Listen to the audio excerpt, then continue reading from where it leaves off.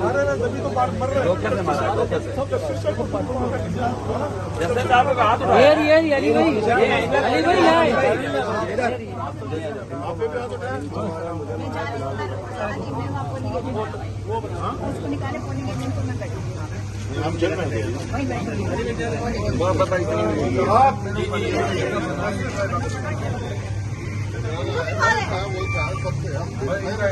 यासिर बायोडीन बायोडीन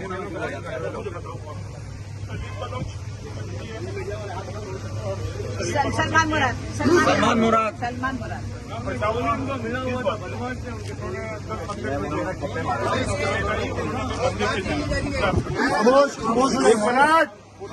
एक मिनट मैं जस्टिस रैना के साथ अंदर गया, प्रिसाइडिंग ऑफिसर ने जस्टिस साहब के साथ बदतमीजी की।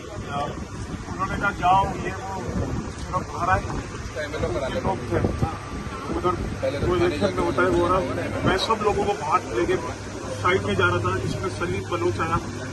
मैं सलीम बलोच से मिलने गया, फिर अस्सलाम वालेकुम सलीम भाई, खैरियत सब निपटा देते हैं।